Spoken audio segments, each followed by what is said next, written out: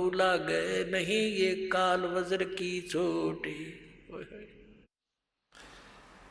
अपने आत्मा इतने समर्थ की शरण मिल गई हमारे को, और ये इतने गवाह भगवान के कि दादू साहब कह रहे हैं कि कबीर साहब के सच्चे नाम की विधिवत जो ओट ले लेगा, उसकी शरण में आ जाएगा, उनको कबू लागे नहीं ये काल वज्र की चोट। ये काल जैसे आप देखते हो दुर्घटना में, जब तक आपका नाम ठीक है, कनेक्शन जुड़ा है, तो आपको शरण है, आपको प्रोटेक्शन है परमात्मा की, कवच आपके ऊपर है। काल का कोई अटैक नहीं लगेगा, कोई कर्म का दंड आप पर असर नहीं करेगा। जैसे आप देखते हो कि दुर्घटना में परिवार नाश हो जाते हैं, ये कभी नहीं हो सकता इस मालिक की शरण आने वाले को, लेकिन रहना पड़ेगा मर्यादा में। अब देखो कैसी तुलना करते हैं परमात्मा की। दादू नाम कबीर की जय कोई लेवे ओठ, तिनको कबू लाग नहीं ये काल वज्र की चोट। काल का वज्र, ये परमाणु भी, मिसाइल भी निष्क्रिय हो जाएगी जो काल छोड़ता ऊपर तक। फिर कहते हैं और संत सब कूप हैं ये कहते जरीता नीर, दादू अगम अपार है दरिया सत्य कबीर। दादू साहब जी कैसी बढ़िया तुलना करते। और संत सब कूप हैं, जैसे छोटे मोटे संत हैं, कोई जिन देवताओं को तुम पूजते हो, ये तो ऐसे समझ लो कोई तो कुएं का जल है, कोई जरीता नीर, कोई छोटा मोटा झरना कुछ क्षेत्र में काम कर रहा है। और दादू अगम अपार है ये दरिया सत कबीर। परमात्मा को तो दरिया जानो, और दरियाओं में भी उत्तम जल वाली दरिया, वो कभी उसका जल समाप्त ही नहीं होता। और अन्य जो छोटे मोटे चमत्कार अन्य भी बता देते हैं, वहां से मुझे ये लाभ हो गया, वहां से ये लाभ हो गया। कहते और संत सब कूप हैं, कुएं हैं, वो केवल जल ही ग्रहण करा सकते हैं, सिंचाई में काम नहीं दे सकते। फिर पानी से काम चले, खेती भी करनी पड़ेगी, उसकी भी आवश्यकता पूर्ति हो, तभी जीवन पूरा सफल हो। तो यहाँ कहते हैं और संत सब कूप हैं, कहते जरीता नीर, झरने से हैं, छोटे मोटे काम चला रहे हैं। और दादू अगम अपार है ये दरिया सत कबीर, यानी यहाँ भी आपने सुखी रखेगा जिसा यहाँ का सुख है, और फिर सतलोक लेके जाएगा, सारे काम सारेगा।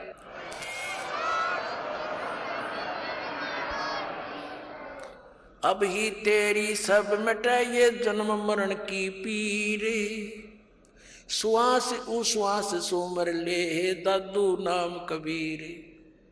अभी तेरे सारे झंझट मिट जाएंगे, इस श्वास उश्वास से उस परमात्मा का ज्ञान पूरे संत से प्राप्त करके सुमन कर ले।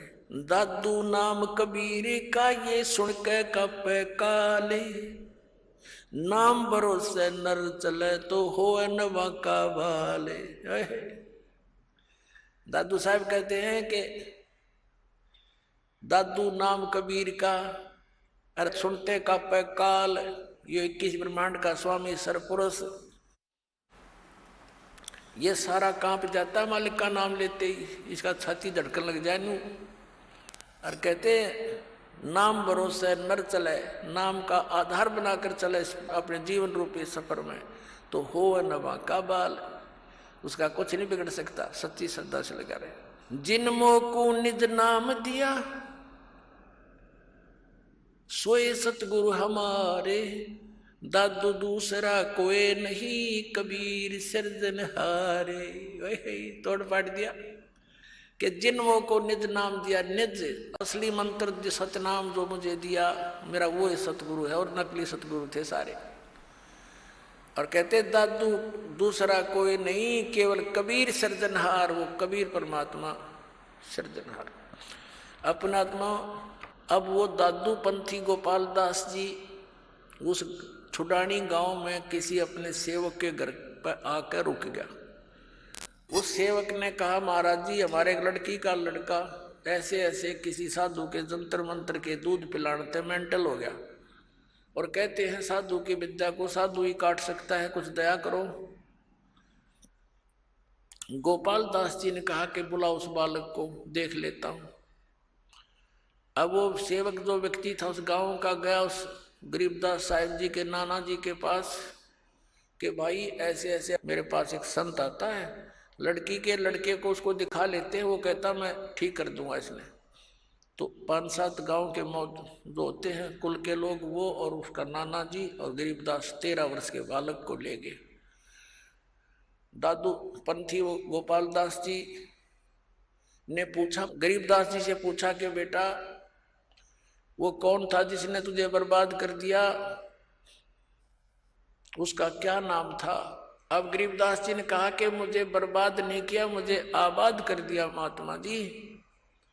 हम सुल्तानी नानक तारे दादू को उपदेश दिया, जात जुलाहा वेद न पाया, वो काशी मोए कबीर होया। जब ये वाणी बोली, उसकी छाती में मारा पहला वचन कि मैं हम यानी हम सभी को पार कर दिया। किस किस को? हम सुल्तानी नानक तारे दादू को उपदेश दिया। वही परमात्मा उन पुण्यात्माओं को, आदरणीय नानक साहिब जी को, आदरणीय दादू साहिब जी को, आदरणीय मुल्कदास साहिब जी को, आदरणीय धर्मदास साहिब जी को, आदरणीय गरीबदास साहिब जी को, आदरणीय गीसा दास साहिब जी को मिले थे। तो यहाँ कह रहे हैं हम सुल्तानी नानक तारे, अब्राहिम सुल्तान अधम को बुलक बुखारे में वही परमात्मा आए थे, उसको 100 लीलाएं करके उसको नरक से निकाला था। हम तो इस माया ने सब कुछ मान बैठे राज और पाठ को, और परमात्मा ने ये विश्व बताया आपके लिए, जो भक्ति ना करता उनके लिए। तो क्या बताया? हम सुल्तानी नानक तारे दादू को उपदेश दिया, और जात जुलाहा भेद नहीं पाया, काशी माए कबीर होया। अजब नगर में ले गया हमको सतगुरु आन, और जल के बिंब अगाध गति हम सूते चादर तान। अलल पंख अनुराग है सुन मंडल रहे थीर, दास गरीब उधार दिया मुझे सतगुरु मिले कबीर। अलल पंख अनुराग है, मेरा तो जैसे अलल पक्षी का अपने माता पिता में ध्यान रहता है, ऐसे अब तो मेरा तो उस मालिक में श्रद्धा लगी हुई है, मेरा वहाँ ध्यान रहता है।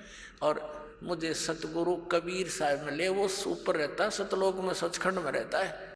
आंखों देखा बताया गरीबदास साहब जी ने, यही दादू साहब ने बताया। अब वो बाबा जी तो कहने लगे, अरे गाँव वालों ये बावला को ना, बावले तो तुम होगे, ये तो अमृतवाणी बोल रहा है, निज स्थान के निज वचन बोल रहा है, सत परमात्मा की अमर वचन। उस 60 साल के महात्मा ने 13 साल के बच्चे के आगे हाथ जोड़ के कहा कि महाराज यह वाणी लिखवा दो, कलयुग में काम आवेगी। गरीबदास जी उठ के चल पड़े, और वो महात्मा पीछे पीछे। वो तो परिचित थे कि वे संत परमात्मा ना जाने किस पे कृपा कर दे और के अमृत ज्ञान दे दे, उसके पीछे पीछे महाराज लिखवा दो। तीसरे दिन गरीबदास जी ने कहा कि यदि पूरा लिखे गोपाल दास, बीच में छोड़ कर ना भागना। अगर नहीं जी मैं कति फरी हो रहा हूँ गाँव से, घर से, बाल बच्चों का विवाह हो गया, 60-61 साल की उम्र मेरी होगी, और जब तक से सारी उम्र लिखवा दो जाता साथ रहूँगा। उनके पर गरीबदास साहिब जी का अपना ही एक जंडी का पेड़ था, एक बेरी का बाग था, उसके अंदर एक जंडी का घनी छाया वाला वृक्ष था, उसके नीचे बैठ कर लागे लेखन गर्मियों से स्टार्ट किया था। फिर जैसे जैसे समय आता रहा, 6 महीने तक लिखते रहे।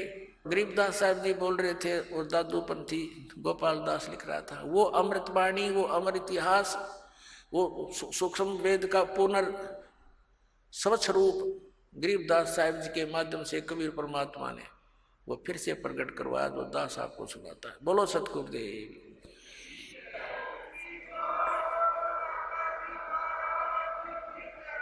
परम पिता परमात्मा पूर्ण ब्रह्म सारी सृष्टि के रचनहार कबीर परमेश्वर जी की असीम कृपा से पुण्यात्माओं आपको इस सत्संग सुनने का सुअवसर प्राप्त हुआ। सत्संग के अंदर बहुत ही पुण्यकर्मी प्राणी आते हैं, जो युगों युगों से परमात्मा प्राप्ति का प्रयत्न करते आ रहे हैं। इस परमात्मा प्राप्ति वाले अखाड़े में, अर्थात इस प्ले ग्राउंड में, खेल के मैदान में, वही विजयी होंगे जो पिछले जन्म जन्मांतर से परमात्मा की एक्सरसाइज करते हुए आ रहे हैं और भक्ति धन संग्रहित करके उनके अंदर परमात्मा की आस्था शेष है। परमात्मा प्राप्ति के लिए हमें किस आधार की आवश्यकता है? उसके लिए सबसे पहले ये विश्वास होना चाहिए कि जो साधना हम कर रहे हैं ये मोक्ष प्राप्ति की है। पुण्यात्माओं, परमात्मा ने स्वयं आकर ज्ञान दिया है कि जग सारा रोगिया रे, जिन सतगुरु वैद न जाण्या, जग सारा रोगिया रे। भाई, जन्म मरण का रोग लगा है, तृष्णा बडरी खांसी। जन्म मरण का रोग लगा है, तृष्णा बडरी खांसी। आवागमन की डोर गले में, पड़ी काल की फांसी। जग सारा रोगिया रे, जिन सतगुरु वैद न जाण्या, जग सारा रोगिया रे। जग सारा रोगिया रे, जिन सतगुरु वैद न जाण्या, जग सारा रोगिया रे। भाई, देखा देखी गुरु शिष्य बन गे, किया न तत्व विचारा। देखा देखी गुरु शिष्य बन गे, किया न तत्व विचारा। गुरु शिष्य दोनों के सिर पे, यू काल ठोके पंजारा। जग सारा रोगिया रे, जिन सतगुरु वैद न जाण्या, जग सारा रोगिया रे। जग सारा रोगिया रे, जिन सतगुरु वैद न जाण्या, जग। भाई, जन्म मरण का रोग लगा है, या तृष्णा बडरी खांसी। जन्म मरण का रोग लगा है, या तृष्णा बडरी खांसी। आवागमन की डोर गले में, या पड़ी काल की फांसी। जग सारा रोगिया रे, जिन सतगुरु वैद न जाण्या, जग सारा रोगिया रे। भाई, साचा सतगुरु कोई ना पूजे, इन झूठों जगपति आसी। सच्चा सतगुरु कोई ना पूजे, इन झूठों जगपति आसी। अंधे की वहां गई अंधे ने, ये मार्ग कौन बतासी। जग सारा रोगिया रे, जिन सतगुरु वैद न जाण्या, जग सारा रोगिया रे। जग सारा रोगिया रे, जिन सतगुरु वैद न जाण्या, जग सारा रोगिया रे। भाई, सार शब्द सर जीवन बूटी, गैस गैस अंग लगावे। सार शब्द सर जीवन बूटी, गैस गैस अंग लगावे। कहे कबीर तुम सत कर मानो, ये जन्म मरण मिट जावे। जग सारा रोगिया रे, जिन सतगुरु वैद न जाण्या, जग सारा रोगिया रे। जग सारा रोगिया रे, जिन सतगुरु वैद न जाण्या, जग सारा रोगिया। सार शब्द सर जीवन बूटी, गैस गैस अंग लगावे। सार शब्द सर जीवन बूटी, गैस गैस अंग लगावे। कहे कबीर तुम सत कर मानो, ये जन्म मरण मिट जावे। जग सारा रोगिया रे, जिन सतगुरु भेद न जान्या जग सारा रोग गया रे। अब परमात्मा ने कहा कि ये पूरा विश्व रोगी है। कौन से रोग से ग्रस्त है ये? जन्म और मृत्यु के रोग से। और जब तक जन्म और मृत्यु का ये रोग नाश नहीं होगा तब तक आत्मा स्वस्थ नहीं हो सकती, तब तक परम शांति नहीं हो सकती। तो पुण्यात्मा, परमात्मा के पाने के लिए हमें एक विशेष विवेक की आवश्यकता पड़ेगी। उसके अंदर हमें सबसे पहले कौन सी वस्तु को आधार मानना पड़ेगा? हमने परमात्मा के पाने के लिए उस साधना को आधार मानना पड़ेगा जिस साधना को करके जिन महापुरुषों को हम अमर मानते हैं कि जो संत, जो महापुरुष मुक्त हुए हैं, उन्होंने कौन सी साधनाएं की, कौन सी भक्ति की और उन्होंने कौन परमात्मा बताया। फिर तो सब संशय खत्म हो जाती है, बात ही समाप्त हो जाती है। हमारे अंदर जो शंकाएं थी वो नष्ट हो जाएंगी। उसके साथ साथ फिर उनका कुछ संकेत, कुछ विवरण, जैसा कि हमारे सदग्रंथों में विद्यमान है तो भी हम उसको समर्थन मानेंगे। जैसा कि आज सुबह के सत्संग में आपको बताया था, 5 वेद हैं, ये प्रमाणित ग्रंथ हैं। ऋग्वेद, सामवेद, यजुर्वेद, अथर्ववेद, ये तो वेल नोन है। और 5वां जो सूक्ष्म वेद है वो परमेश्वर ने स्वयं आकर के बोला है अपने मुख कमल से।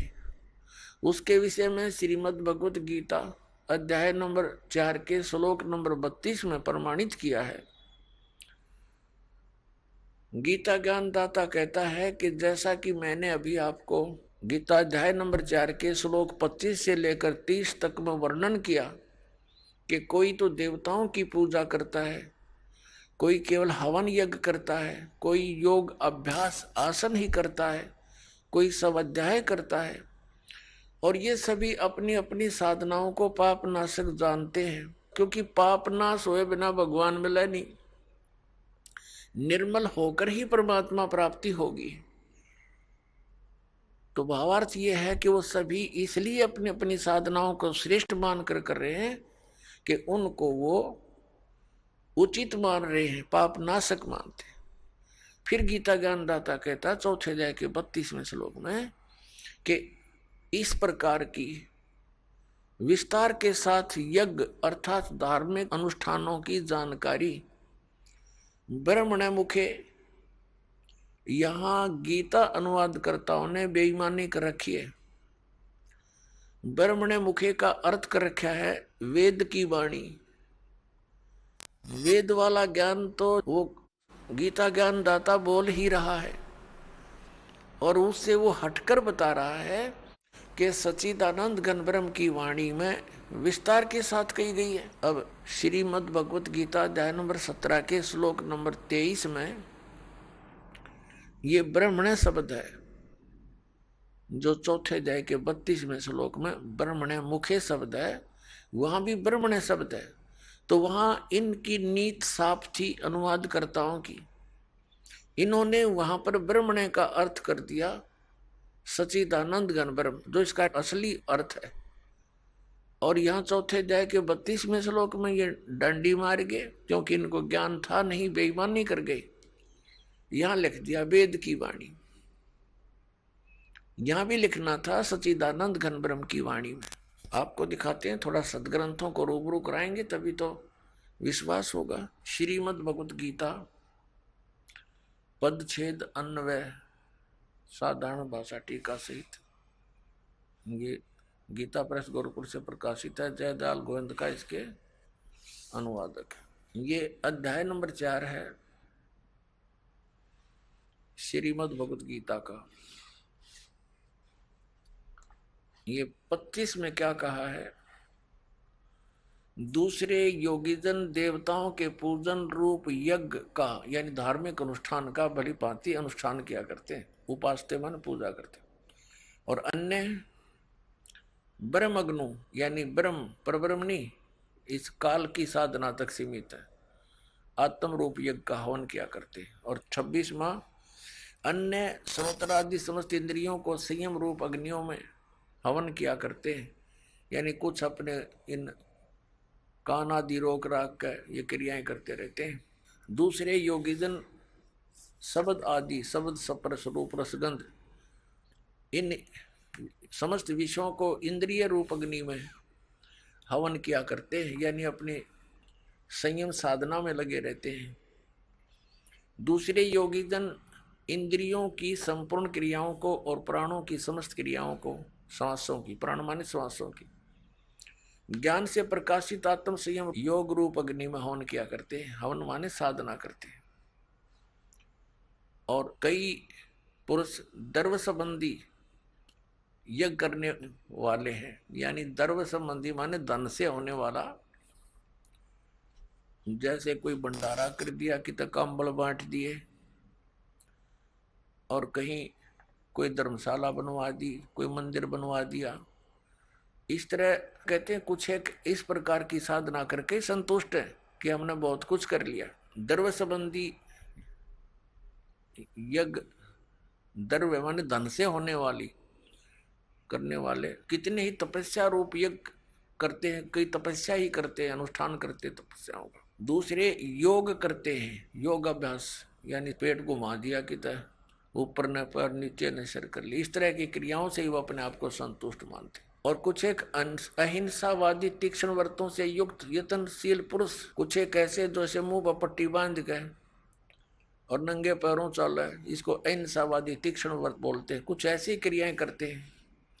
और कुछ स्वाध्याय रूप ज्ञान यज्ञ करने वाले हैं, जैसे गीता जी का पाठ कर लिया या कोई वेदों के मंत्र गोट लिए, इस तरह के स्वाध्याय बोलते हैं। अब 29-30 में क्या कहा कि दूसरे कितने योगीजन अपान वायु में प्राणवायु को हवन करते हैं, यानी अपने अंदर की 5 प्राणों से ही खसते रहते हैं, प्राणवायु को अपान वायु में। अन्य कितने ही नियमित आहार करने वाले हैं, यानी सीमित आहार, एक बार थोड़ा सा खा लिया उसका अभ्यास करते रहे। कुछ प्राणायाम करते रहते हैं, प्राणों और अपान की गति को रोककर प्राणों को श्वास बढ़ाने घटाने के चक्कर में लगे रहते हैं, प्राणों में हवन किया करते हैं। ये सभी साधक यज्ञों के द्वारा पापों का नाश कर देने वाले यज्ञों को जानने वाले हैं। इसका वास्तविक अर्थ ये है कि ये सभी अपनी अपनी साधनाओं को पाप नाश करने वाली जानते हैं। यदि इनको पता लग जाए कि ये साधना पाप नाशक नहीं है, तुरंत त्याग देंगे ये। यदि यही सही होते, फाइनल होते, तो चौथे अध्याय के 32वें श्लोक में गीता ज्ञानदाता ये नहीं कहता कि और विस्तार के साथ वहां लिखी हुई है। अब और विस्तार क्या रह गया, जितने डले डोने थे सारे बता रखे। अब देखना अध्याय नंबर 4 के और श्लोक नंबर 32 में कहा है, इसमें एक शब्द है एवं बहुविधा यज्ञ वित्त ब्रह्मणे मुखे, ये ब्रह्मणे शब्द है इसमें, चौथे अध्याय के 32वें श्लोक में। कर्मजान विधितान सर्वान एवं ज्ञातवा विमोक्ष से। अब क्या बताते हैं, इस ब्रह्मणे मुखे को हमने देखना है, इन्होंने अनुवाद गलत किया है। एवं माने इस प्रकार, बहुत प्रकार के यज्ञ यानी धार्मिक अनुष्ठान इन्होंने वेद की वाणी में कर दिया, ये गलत कर दिया। ब्रह्मणे मुखे का अर्थ लिखना था सच्चिदानंद घन ब्रह्म की वाणी में विस्तार से कहे गए। उन सबको तू कर्म जान, यानी कर्मों से, शारीरिक क्रियाओं से संपन्न होने वाले जान। नाम उठत नाम बैठत नाम सोत जागबे, नाम खाते नाम पीते नाम से लागबे, ये क्रिया है उसमें। विधि जान, उनको जान। इस प्रकार तत्व से जानकर उनके अनुष्ठान द्वारा तू कर्म बंधन से सर्वथा मुक्त हो जाएगा। अब ये देखना, हमने ये गलत कर दिया, ने बेईमानी कर रखी। यहाँ लिखना था सच्चिदानंद घन ब्रह्म की वाणी में। अब आपको दिखाते हैं, इसी श्रीमद् भगवत गीता अध्याय नंबर 17 के श्लोक नंबर 23 में।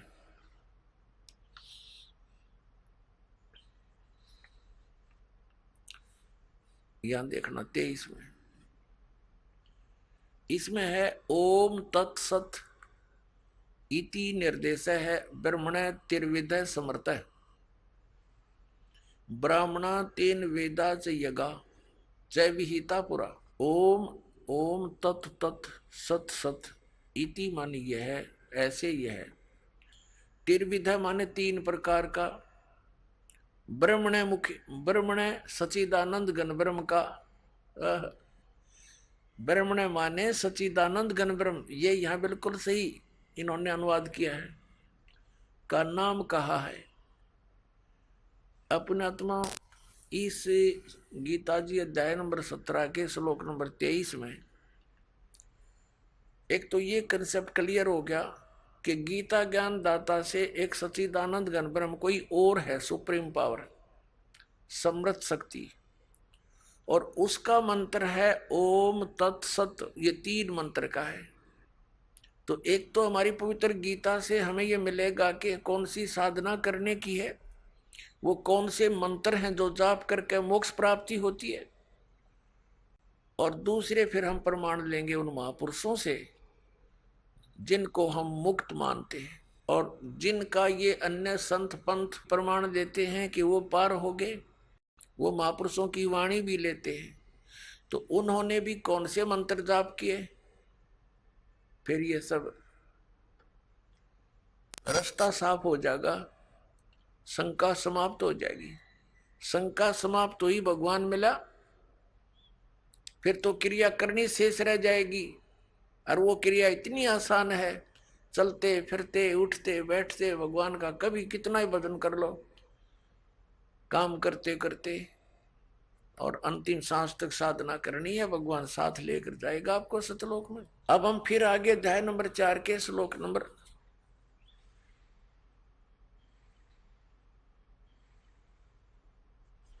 32 पे। अब इसमें है इस प्रकार बहुत प्रकार के यज्ञ माने धार्मिक अनुष्ठानों की जानकारी ब्रह्मण मुखे यहां लिखा गया सच्चिदानंद घन ब्रह्म की वाणी में विस्तार के साथ कहे गए हैं। उन सब को तू कर्म जान, यानी शारीरिक क्रियाओं द्वारा संपन्न होने वाले जान।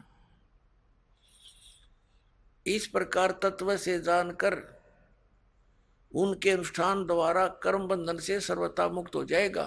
अब इसका तात्पर्य यह है कि गीता ज्ञानदाता कह रहा है कि सच्चिदानंद घन ब्रह्म की वाणी में जो उस सच्चिदानंद घन ब्रह्म ने यानी परम अक्षर ब्रह्म ने, पूर्ण परमात्मा ने आकर अपने मुख कमल से जो ज्ञान दिया है, वो वाणी मुखे, मुखे माने मुख कमल से उच्चरित वाणी में, मुख से बोले गए उस ज्ञान में वो विस्तार के साथ कहा गया, और उसको जानने के बाद फिर पूर्ण रूप से सभी प्रकार से तो सब कर्मों से मुक्त हो जाएगा। अपनात्मा ये तत्व ज्ञान है जो सच्चिदानंद घन ब्रह्म की वाणी है। ये सूक्ष्म वेद है, 5वां वेद है,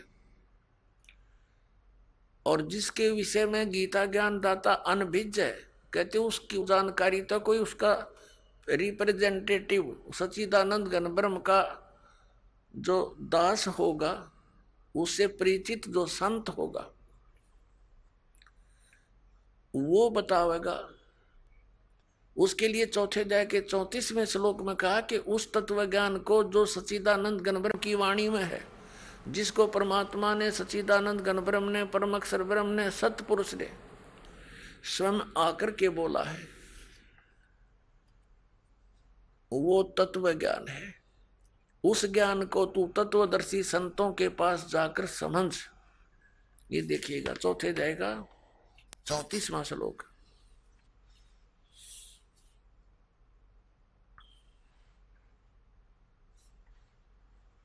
ये 34वां श्लोक। उस ज्ञान को जो सच्चिदानंद घन ब्रह्म ने स्वयं आकर के बोला है, उस ज्ञान को, उस तत्व ज्ञान को तू तत्वदर्शी ज्ञानियों के पास जाकर समझ। उनको भली भांति दंडवत प्रणाम करने से, उनकी सेवा करने से और कपट छोड़कर सरलता पूर्वक प्रसन्न करने से वे परमात्म तत्व को भली भांति जानने वाले ज्ञानी महात्मा तुझे तत्व ज्ञान का उपदेश करेंगे। अपने आत्माओं कितना कंसेप्ट क्लियर कर दिया। गीता ज्ञान दाता अपने से अन्य कोई परम अक्षर ब्रह्म के विषय में कह रहा है कि वो सच्चिदानंद घन ब्रह्म आकर के अपने मुख कमल से ज्ञान देता है और वो तत्व ज्ञान है। उस तत्व ज्ञान को तू तत्वदर्शी संतों के पास जाकर समझ, उनको दंडवत प्रणाम करने से, विनम्र भाव से प्रसन्न करने से वो तत्वदर्शी संत ज्ञानी महात्मा तुझे उस तत्व ज्ञान का उपदेश करेगी। इसे सिद्ध है कि गीता ज्ञान दाता उस ज्ञान के विषय में नहीं जानता, नहीं तो ये लिखने और कहने की आवश्यकता ही नहीं थी। ये कह देता कि अगले अध्याय में लिखता हूं, उसमें पढ़ ले, इतनी सी बात थी। ये नहीं जानता, इसने उस ज्ञान को, पांचवें वेद को नष्ट कर दिया था और उसको प्रदान करने के लिए परमात्मा स्वयं आते हैं। अपने आत्माओं यहाँ एक कंसेप्ट और क्लियर करेंगे। गीता ज्ञान दाता अब उसकी पहचान भी बताता है कि वो तत्वदर्शी संत होगा कैसा। श्रीमद् भगवत गीता अध्याय नंबर 15 के श्लोक नंबर 1 में तत्वदर्शी संत की पहचान बताई है। क्या बताया है कि ये एक संसार रूपी उल्टा लटका हुआ वृक्ष समझो, पूरा विश्व सब ब्रह्मांडों समेत, और जिसकी ऊपर को जड़ है, नीचे को तीनों गुण रूपी शाखा है। श्रीमद् भगवत गीता अध्याय नंबर 15 के श्लोक नंबर 1 से लेकर 4 में ये स्पष्ट किया है। इस उल्टे लटके हुए संसार रूपी वृक्ष की जानकारी दी है। अब आपको ये उल्टा लटका हुआ संसार रूपी वृक्ष दिखाते हैं, फिर आसानी से जो दास सब सदग्रंथों से रूबरू करने जा रहा है, आपको आसानी से समझ जाएंगे। देखिएगा, ये समझो एक संसार रूपी वृक्ष है पूरा, ऊर्ध्व मूलम अधः शाखम। देखिए श्रीमद् भगवत गीता, ये पंचदशो अध्याय यानी 15वां अध्याय है, 15वां अध्याय है, ये इसका प्रथम श्लोक है। इसमें कहा कि ऊर्ध्व मूलम अधः शाखम अश्वत्थम प्राहु अवम छंदासी यस्य पर्णानि ये तम वेद स वेदवित्। ऊर्ध्व मूलम इसका अर्थ है कि ऊपर को जड़ और नीचे को शाखा। अधः माने नीचे होता है, ये भ्रमित है, इन्होंने गलत कर दिया। अधः माने ब्रह्मा रूप मुख्य शाखा वाले, नहीं। ये 15वें अध्याय के दूसरे श्लोक में 2 बार अधः है, अधः अधः। इसका अनुवाद इन्होंने इसके अगले पृष्ठ पे किया है। अधः माने नीचे, अधः माने नीचे, अधः माने नीचे, ऊर्ध्व माने ऊपर,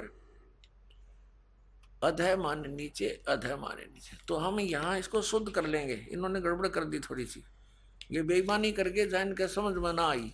अब हम 15वें अध्याय के प्रथम मंत्र में फिर आगे हैं।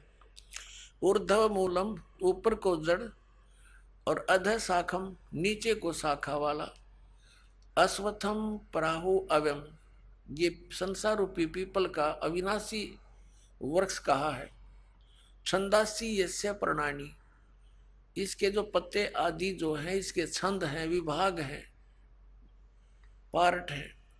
ये तम वेद उन सभी भागों को जो जानता है, तम उस अज्ञान अंधकार में छपे हुए उन सब विभागों को जानता है। स वेदवित वह वेद के तात्पर्य को जानने वाला है, अर्थात वो तत्वदर्शी संत है। ये देखिएगा, आदि पुरुष परमेश्वर रूप मूल वाले, ये भाव कहने का ये है कि ऊपर को जो जड़ है ये वाली, ये ऊपर को जो जड़ है ये तो समझो ऊर्ध्व मूलम तो है आदि पुरुष परमेश्वर यानी परम अक्षर ब्रह्म, ये तो है वो सच्चिदानंद घर ब्रह्म समझो, ये जड़ें तो। और ये तना अक्षर पुरुष, ये परम अक्षर पुरुष, ये तना अक्षर पुरुष। ये देखिएगा, ये पूर्ण ब्रह्म कहो, परमेश्वर कहो, परम अक्षर ब्रह्म कहो, या सच्चिदानंद घन ब्रह्म कहो, ये जड़ें हैं। जैसे ये जड़, ओनली जड़, और फिर इसके बाहर जो जमीन से बाहर दिखाई देता है इसको पेड़ बोलते हैं। गीता ज्ञान दाता ने केवल इतना ही कहा कि ऊर्ध्व मूलम, ऊपर को जड़ और नीचे को शाखा वाला, ये संसार रूपी पीपल का वृक्ष कहा है। और जो संत इसके सभी छंद यानी विभागों को जानता है, स वेदविद, वो तत्वदर्शी संत है। परमेश्वर कबीर जी ने 600 वर्ष पहले आकर तत्वदर्शी संत की भूमिका बताई थी अपने सच्चिदानंद घन ब्रह्म की वाणी में, अपने मुख कमल से बोलकर। वो ऐसी ही लीला करता है, वेद भी प्रमाण देते। 600 वर्ष पहले लगभग परमात्मा ने बताया था कि अक्षर पुरुष एक पेड़ है जो जमीन से बाहर दिखाई देता, उसको वृक्ष बोलते। अक्षर पुरुष एक वृक्ष है, और सर पुरुष वा की डार, जिसको निरंजन भी कहा, ज्योति निरंजन। और तीनों देवा, रजगुण ब्रह्मा, सतगुण विष्णु, तम गुण शिव जी, तीनों देवा शाखा हैं और पात रूप संसार।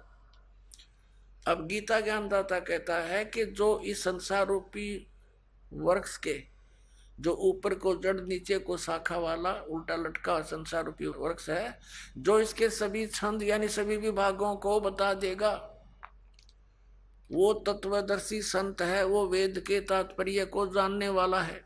अब देखिएगा, परमात्मा ने 600 वर्ष पहले बता दिया था कि अक्षर पुरुष एक पेड़ है, ज्योति निरंजन यानी सर्वपुरुष वा की डार, और तीनों देवा शाखा है, ये पात रूप संसार। अब देखो, परमात्मा ने बताया कबीर अक्षर पुरुष एक पेड़ है, निरंजन वा की डार, इसको सर्वपुरुष भी कहते हैं, ज्योति निरंजन को, और तीनों देवा, रजगुण ब्रह्मा, सतगुण विष्णु, तमगुण शिव जी रूपी शाखा है, ये पात रूप संसार। ये देखिएगा, ये प्रोक्ष है, पूर्ण परमात्मा तो गुप्त है। जमीन में जैसे जड़ प्रोक्ष होती है, अब ये तना, ये अक्षर पुरुष है। अक्षर पुरुष एक पेड़ है, और सरपुरुष वा की डार, ये मोटी डार।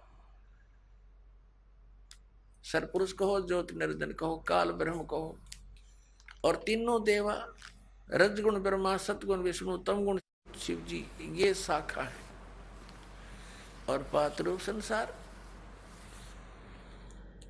तो सच्चिदानंद घन ब्रह्म की वाणी में ये कंप्लीट ज्ञान लिखा हुआ है। गीता जी के अध्याय नंबर 4 के श्लोक नंबर 32 का ये निष्कर्ष है कि उस सच्चिदानंद घन ब्रह्म की वाणी में सब साधना यानी धार्मिक अनुष्ठानों की जानकारी बहुत विस्तार के साथ और यथार्थता से दे रखी है, उससे पूछो।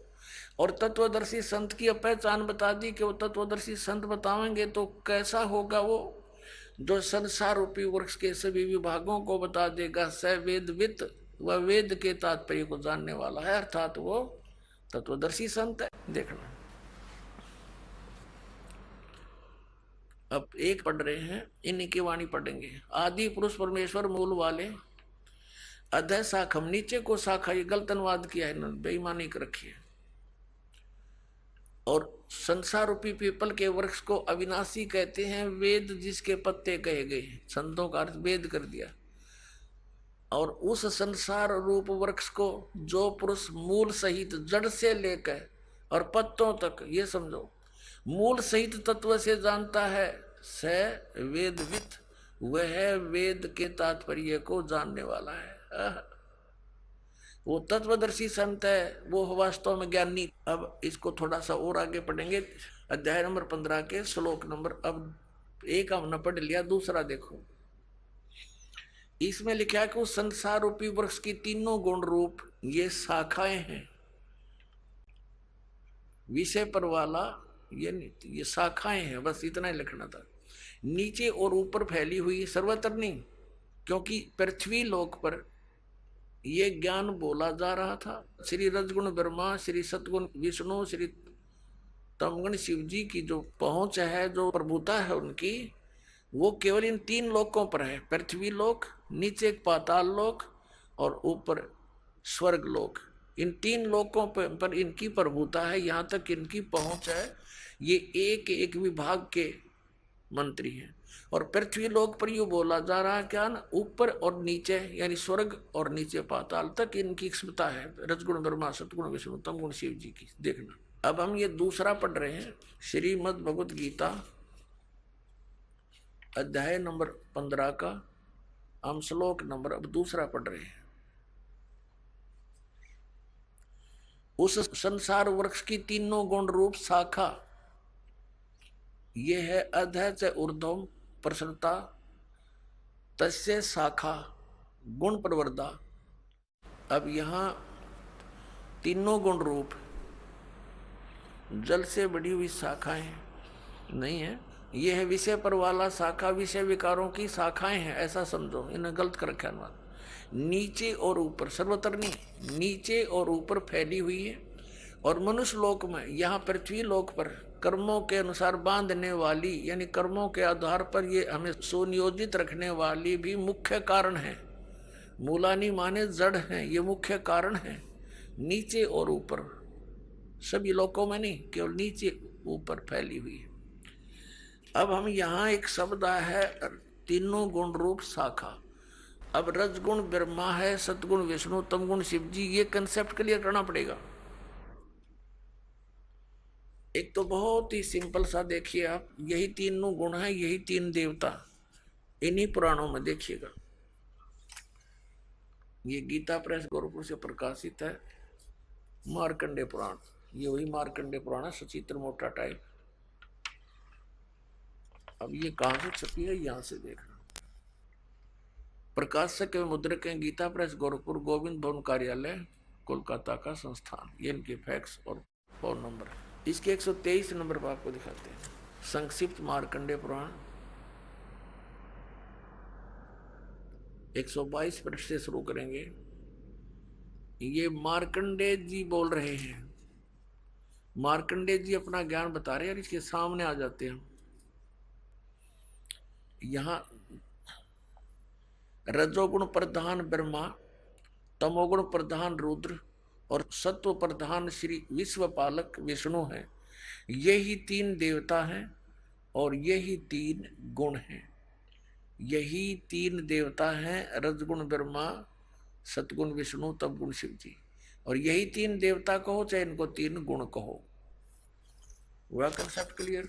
वैसे तो बुद्धिमान को कहते हैं संकेत बहुत होता है, लेकिन फिर भी ये बहुत गहरी जड़ें हैं इस अज्ञान की हमारे अंदर, और प्रमाण देते हैं।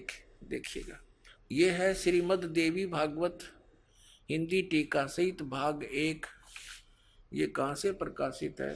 अथ देवी भागवतम सभाष्टिकम समातम, खेमरा श्री कृष्ण दास प्रकाशन, मुंबई 4।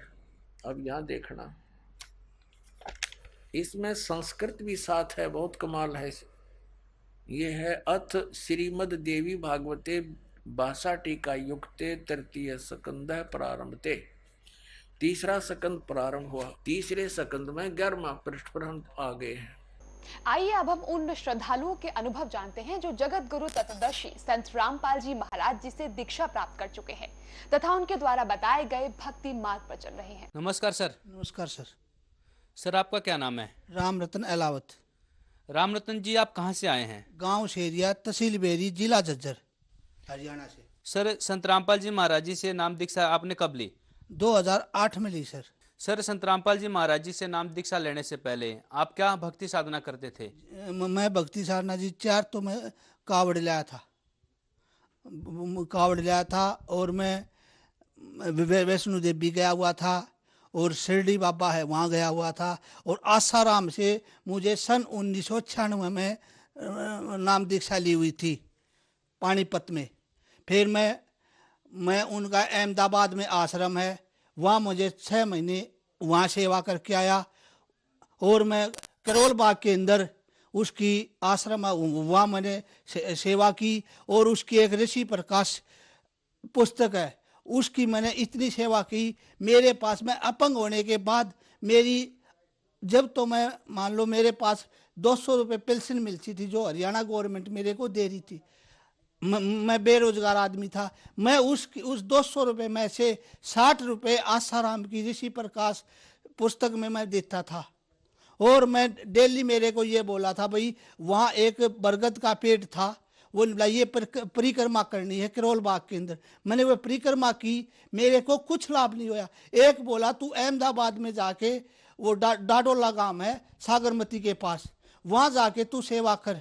मैं वहाँ जाके मैं 15-20 दिन मैंने सेवा की।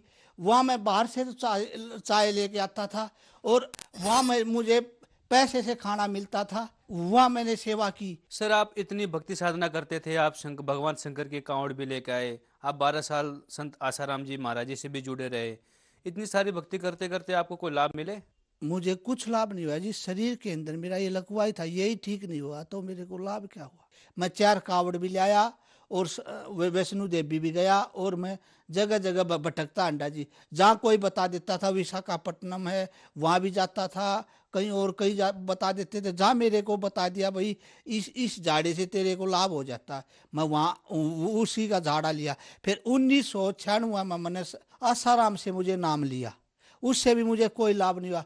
मैं साधना जो करता था उससे मेरा हाथ ऐसे उठ भी नहीं सकता था। अब 2008 से जब मुझे संत रामपाल जी का नाम लिया है, मेरा हाथ भी ठीक हो गया। सर आप आसाराम जी के पास थे, आप उनकी बताई हुई भक्ति कर रहे थे, फिर अचानक आप संत रामपाल जी महाराज जी के शरण में कैसे आए? मेरी सिस्टर नाम ले रही है 1999 से, उसने मेरे को बताया भाई आसाराम में कुछ नहीं रखा, तू संत रामपाल जी महाराज की शरण में आ जा, इसलिए तेरा कुछ भला हो जाएगा। मैं कुछ जीव था। जब मैं आसाराम ने एक गुरु गीता दे रखी थी, गुरु बदलने से मौत हो सकती है। मैं वो गुरु गीता पढ़ने के बाद मैंने सोचा कदे तेरी मौत ना हो जाए।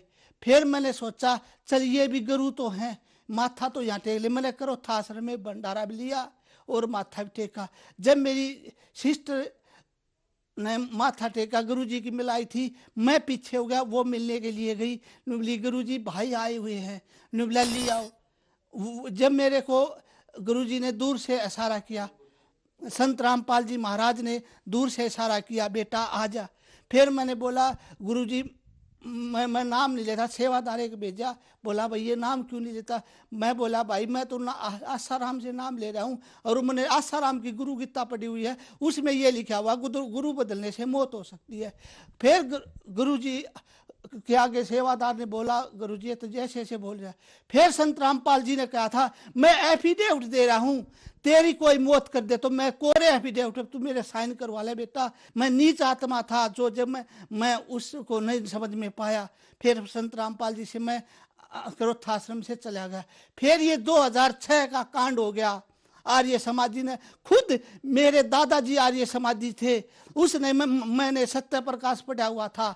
जब मेरे दादाजी बोल रहे थे भाई सत्य प्रकाश में ये लिखा हुआ, जब वो लिखा, जब वो गुरुजी ने दिखाया तो ये सच्ची बात थी। जब 24 साल की लड़की 48 साल का लड़का, ये कोई विवाह करके दिखा दो हम मान जाएंगे। मेरा नाम राम रतन है, बाप का नाम दयाराम पटवारी है, गांव शेरिया, हम कहीं भी जाके पूछ लो। और मेरा मोबाइल नंबर है 9671348802। और मैं जज्जर कोर्ट में एक छोटी सी नौकरी कर रहा हूँ जी, मुंशीपना की। वहाँ जाके किसी को, मेरा 195 चैम्बर है, वहाँ जाके किसी को पूछ लेना। सर आपने बताया कि आप जज्जर गांव शेरिया से आए हुए हैं और जो सतलोक आश्रम संत रामपाल जी महाराज जी का क्रोथे वाला है वो वहाँ से 7 किलोमीटर की दूरी पे है। सर एक बात बताइए, सन 2006 में एक क्रोथा कांड हुआ था जिसपे कुछ आर्य समाजियों ने आके सतलोक आश्रम क्रोथा पर आक्रमण कर दिया था। तो सर आप काफी नजदीकी रहने वाले हैं, तो आपसे जानना चाहते हैं इसके पीछे क्या सच्चाई है? ये सच्चाई ये है कि मेरे सिद्धांत सत्य प्रकाश थी, उस पे कोई ऐसी टिप्पणी थी जो जी हमारे गुरु जी ने खोल के उनको बता दी। ये सत्य प्रकाश नहीं है, ये सत्यनाश प्रकाश है जी। सत्य प्रकाश में 24 साल की लड़की और 48 साल का लड़का, ये तो शादी का अच्छा योग बताते हैं। हमारे हरियाणी बातें बोलते हैं भाई अच्छा ब्याह, तो अच्छा ब्याह बताते हैं। और चौथा शुभ उल्लास में, उसमें ये लिखा, आप समाज के बीच में बैठ के पढ़ नहीं सकते उसको। चौथा समोल्लास है, उसको समाज के ऊपर बैठ के पढ़ के सुनाओ कोई आर्य समाजी हो तो। समाज के ऊपर पंचायत में जो बोलते हैं, पंचायत में वो ही समाज हो भाई। हमने संत रामपाल जी महाराज के साथ इस बात पे झगड़ा किया था तो नियोग के बारे में भी किया था। और फिर इन्होंने आर्य समाजी ने गांव-गांव में जाके लोगों को भ्रमित किया और ने बोला चलो वहाँ गलत काम होते हैं, वहाँ तो खीर से ना जाता। एक ये भी सुना जी, ने बोला पुड़िया दे दी एक किसी बुढ़िया को, वो उन्होंने अपनी बहू को दे दी, वो बहू ने तो खाई नहीं, भैंस को खिला दी। वो भैंस उसी ने बोले डेरे में चली गई, संत रामपाल जी के आश्रम में ने बोले वहाँ चली गई। तो ये सब आर्य समाजों की बनावटी बातें थी जी। भ्रमित समाज को गांव में जाके भ्रमित कर दिया और उसको ये झूठा प्रचार करके भाई उसको ये खिला दिया, वो हो गया। सब हमारे गुरुजी तो जी आप देखो, आप ध्यान से हमारे गुरुजी जैसे थे संत पूरी दुनिया में पूर्ण परमात्मा संत रामपाल जी आए हुए हैं, पूर्ण परमात्मा कबीर साहिब के रूप में 3-4 हजार भगत आश्रम के अंदर ही बैठे हुए थे, बाहर कोई भी नहीं जाता था। वहां आक्रमण किया, डिगल में पंचायत की, भाई चलो यहाँ लूटा है। फिर ये आक्रमण किया, सोम पुलिस ने ये एक लड़का अपने आप मार दिया और सब 50,000 रुपये पूर्व मुख्यमंत्री भूपेंद्र हुड्डा ने सरकारों ने उनको उपद्रवियों को बदमाशों को 50,000 रुपये उनको इनाम में दिए। सर आपकी तरह बहुत सारे ऐसे आर्य समाजी हैं जो सत्यार्थ प्रकाश को पढ़ते हैं और उसे आर्यों का सर्वोपरि ग्रंथ मानते हैं, लेकिन आपने बताया कि ये सत्यार्थ प्रकाश नहीं सत्यानाश प्रकाश है। तो सर आप उन लोगों को क्या संदेश देना चाहेंगे? मैं तो ये देना चाहूँगा जी, आप संत रामपाल जी महाराज की शरण में आओ और ज्ञान लो। और जब आपको ये पता चलेगा जी 2006 करोथा कांड किस बेस पे हुआ था, मैं तो ये कह रहा हूँ संत रामपाल जी का सत्संग सुन के देखो। सर आप जन समुदाय और खासकर आप हरियाणा से बिलोंग करते हैं, तो हरियाणा वाले श्रद्धालुओं को क्या संदेश देना चाहेंगे? मैं तो यही देना चाहता हूँ जी, हाथ जोड़ के प्रार्थना परमात्मा की शरण में आओ और संत रामपाल जी का ज्ञान सुनो और फिर सच्चाई को देखो जी और अपना कल्याण करवाओ। धन्यवाद सर। सच्चाई जी।